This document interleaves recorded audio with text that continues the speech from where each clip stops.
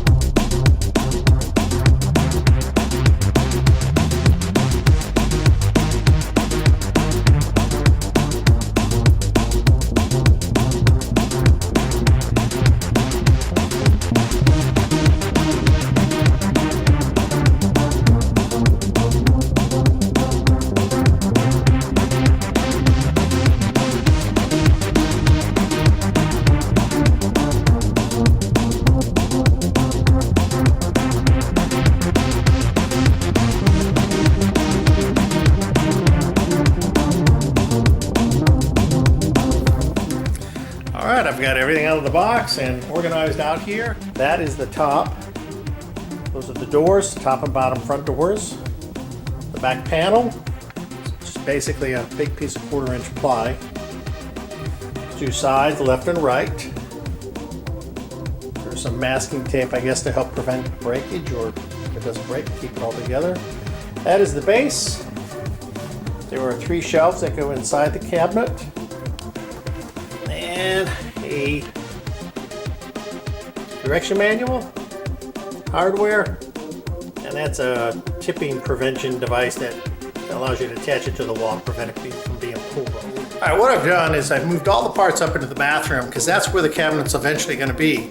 Rather than put it all together downstairs and then haul the whole thing upstairs as a heavy unit, I brought all the individual pieces and parts up, set them up against the wall. What I'll do is I'll put it together up here, and I just gotta move it over into the corner.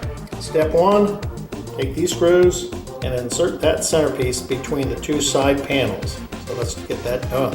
Each screw has 2 washers, a flat washer and a lock washer. It is important to get these on correctly. The lock washer goes on the bolt first. That's the one with the split in it. Then the larger flat washer. The lock washer is designed to prevent the screw from backing out and getting loose. Lock washer goes on first, and then the flat washer. I'm going to attach this center shelf to the side panel, and you will notice nice little doweling, not a doweling, that is a tenon, and there's a mortise right there. Those 2 will fit into each other. That goes into that hole. So let's put that in.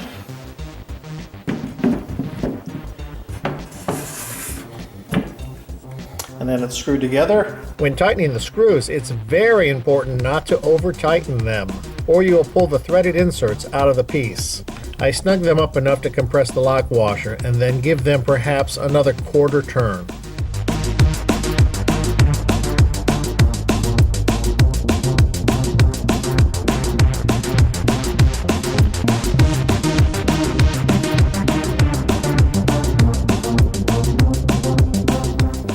Okay, I've got that center shelf in. Step 2, put the base on. Basically using the same types of screws, screw them into the base.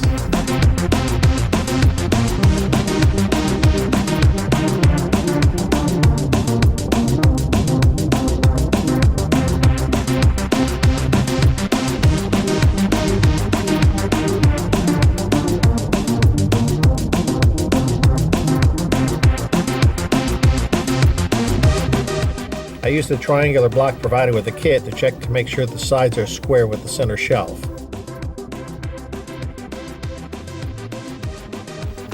Okay, I've got the bottom screwed on. Now the next step, step 3, is to put the back panel on. Sorry, no footage of this part of the process. However, lay the back panel sheet into the recessed milled into the back of the cabinet sides and bottom and screw it into place. The back panel is pre-drilled with pilot holes so you know where to place the screws. Okay, the base is on, center shelf is attached, the back panel is attached, and the instructions now say, mount the 2 doors.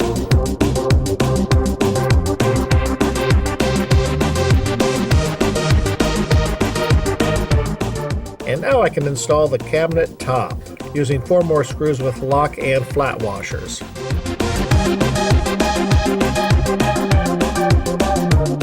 And then finish installing the last 6 screws on the back panel now that the top is installed. Install the door pulls. Small punch marks are provided on the door to guide you in positioning the pulls.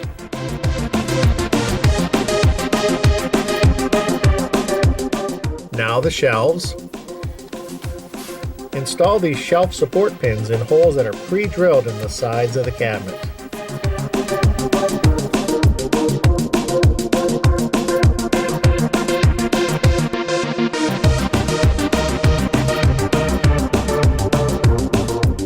Same thing on the bottom.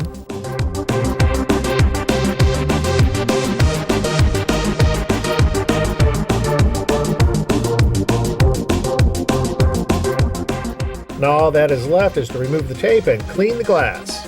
And there it is, a completed curio cabinet. Took about 1 hour to put together. The fit is very good all the way around the door. There was just a little bit of adjustment I had to do down at the bottom. That was just a matter of loosening up the side frame and screw that over and it fit perfect. Very nice. Remember, life's a journey. Enjoy the ride, and thank you very much for watching.